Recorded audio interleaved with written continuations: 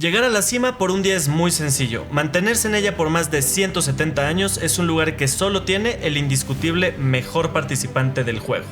Sus elementos ópticos son utilizados en distintas disciplinas con el sello de calidad que los caracteriza. En la fotografía y el cine no hay mucho que decir.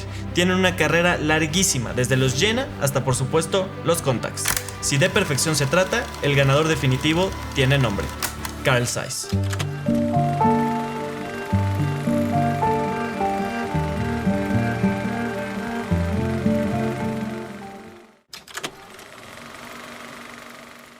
Después de la Segunda Guerra Mundial quedaron dos fábricas de Zeiss en Alemania, una del lado oeste en Stuttgart y otra del lado este en la ciudad destruida de Jena, como lo vimos en el capítulo del Helios. En los años 70 Zeiss estaba desarrollando óptica para cine y lentes para Hasselblad de medio formato y necesitaba sacar una nueva línea de 35 mm. Así resurge Contax, que ya había sido utilizada como marca originalmente en 1932 para competir obviamente contra Leica.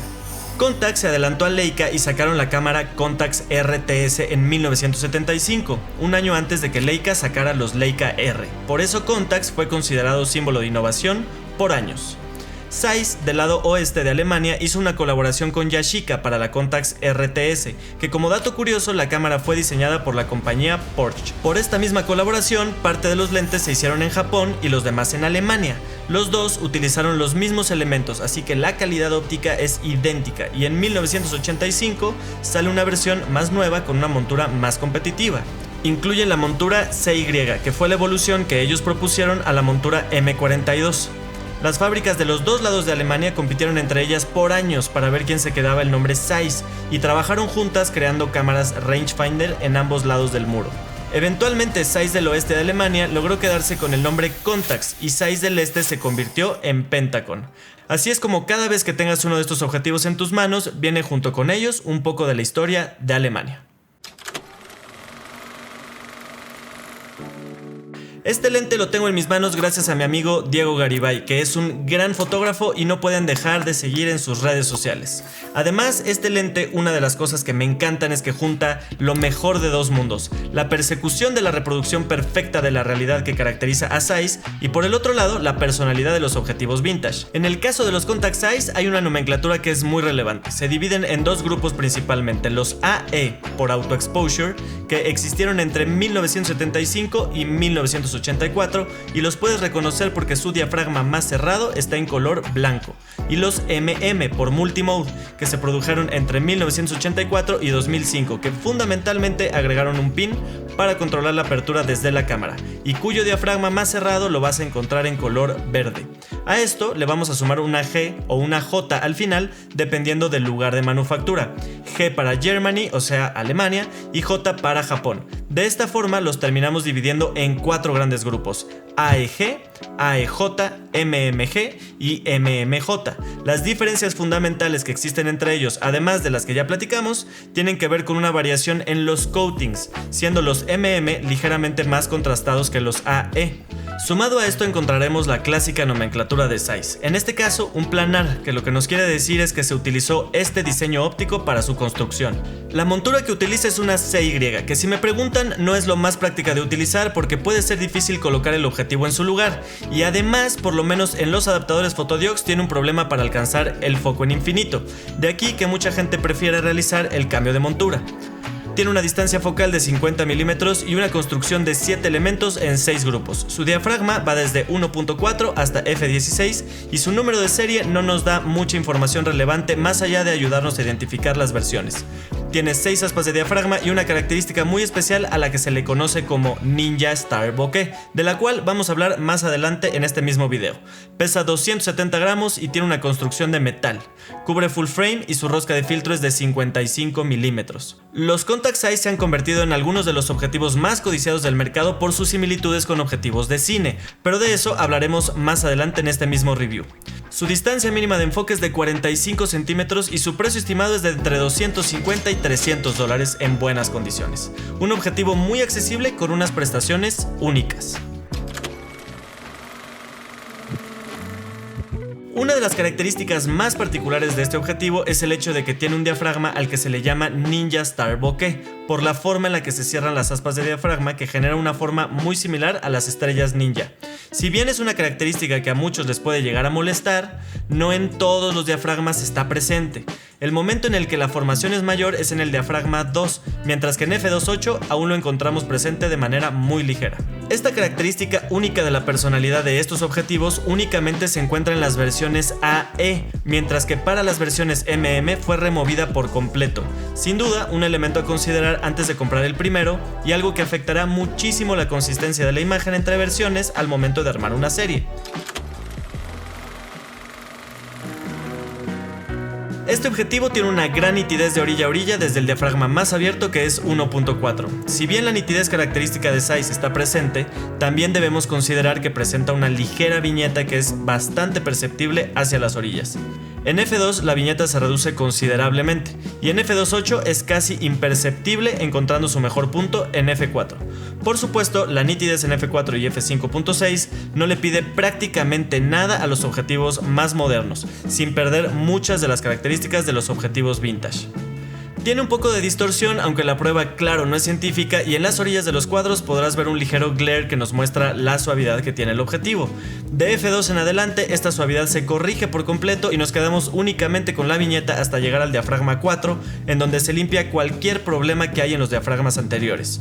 Tiene una gran interpretación de pieles que no me sorprende mucho por ser un Zeiss y un objetivo vintage al mismo tiempo. Su bokeh en 1.4 tiene esta particular forma a la que se le conoce como ojos de gato, y al tener elementos en las orillas en primer plano podemos notar la suavidad y pérdida de nitidez de la que hablábamos anteriormente.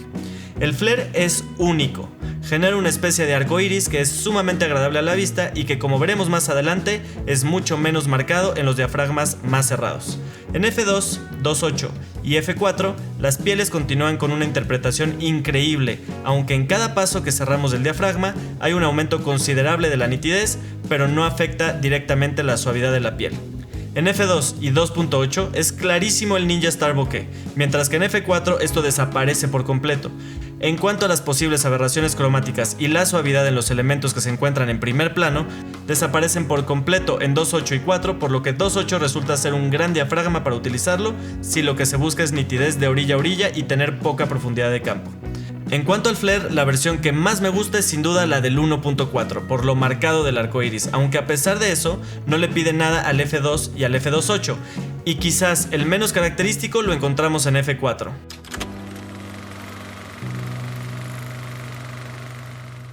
Este objetivo me acompañó en un recorrido muy especial por algunos rincones neoyorquinos. Fue probablemente ahí donde terminé por encontrar el nivel tan alto de personalidad que tiene su imagen y sus múltiples usos al momento de realizar material audiovisual. Quizás como ironía o incluso como homenaje, el Contax Zeiss 50mm es en sí mismo una pieza de museo.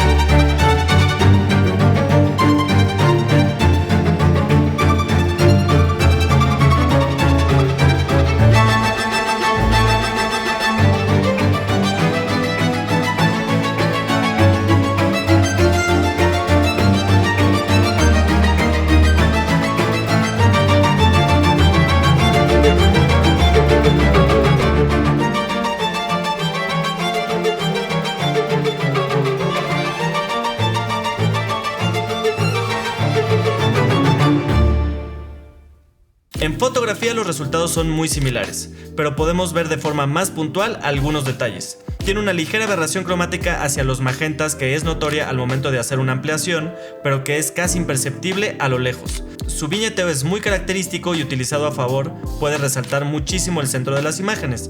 No es necesariamente algo a lo que yo le huiría. Sus colores son bastante neutrales, quizá con una muy ligera y casi imperceptible tonalidad hacia los verdes. En general, su interpretación de los colores es sumamente fiel. Además, no son objetivos particularmente contrastados, por lo cual me da la impresión que ayudan a lograr un mejor performance de la cámara cuando hablamos de temas de rango dinámico.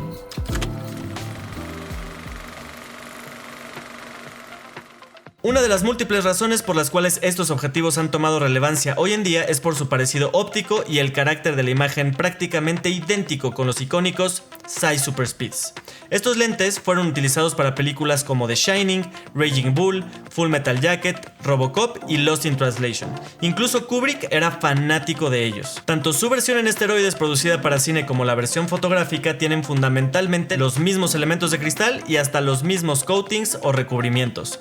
Es quizás por esto que su popularidad ha aumentado en los últimos años. Si bien hay algunas diferencias como el hecho de que los Zeiss Super Speed son T1.3 y estos son diafragma 1.4, el precio de casi $13,000 por lente de su versión de cine u $80,000 por la serie completa contra la accesibilidad de los contact Zeiss los vuelve piezas sumamente atractivas para lograr una imagen muy similar o idéntica a la que conseguirías con esos objetivos. Me di a la tarea de contactar a Nicholas Moldenhauer, un extraordinario director de fotografía y creador de contenido, con quizá uno de los canales mejor documentados de todo YouTube. Esto con la intención de mostrar en este espacio un poco del material que obtuvo al comparar los Zeiss Super Speeds con los contact Zeiss, y podemos ver que el resultado es prácticamente idéntico. Su canal de YouTube es imperdible, una biblia para todos los directores de fotografía y una herramienta obligado para todos aquellos que nos dedicamos a esto. El análisis que realizó alrededor de estos objetivos vale cada minuto invertido. Los invito a revisar todo su contenido, pero en especial lo relativo al contact Zeiss, porque seguramente después de ver su video saldrán corriendo a comprar una de estas maravillas. Los contact Zeiss son quizás junto con los Leica R los objetivos fotográficos vintage más interesantes que se hayan producido en la historia. No solo por su enorme personalidad y el fuerte vínculo que tienen con la imagen cinematográfica, sino porque simplemente son una de las joyas de la corona de una marca obsesionada con representar la realidad de la manera más fiel posible. Estos lentes no solo tienen una construcción de metal que asegura que durarán por años, son una de las mejores inversiones que se pueden realizar hoy en día por su larga durabilidad y esa personalidad tan característica que no hace más que recordarnos a grandes gigantes de la historia del cine. Si bien en Latinoamérica no son los lentes más comunes y su disponibilidad continúa escaseando cada vez más, aún estamos en un momento en el que es posible encontrarlos a un precio menor que las ópticas modernas, recordando siempre que su calidad de imagen es única y no tiene comparación. Los contact Zeiss se utilizan cada vez más en producciones de alto nivel por sus características únicas. Como siempre que hago un video para este canal, me quedo con ganas de probar muchísimas distancias focales alrededor de esta óptica, con la intención de compartirles un poco del sentimiento que es tener una de estas maravillas en tus manos. Zeiss lo hizo de nuevo, y lo lleva haciendo por más de 170 años. Sus objetivos y sus elementos ópticos son simplemente lo mejor del mercado.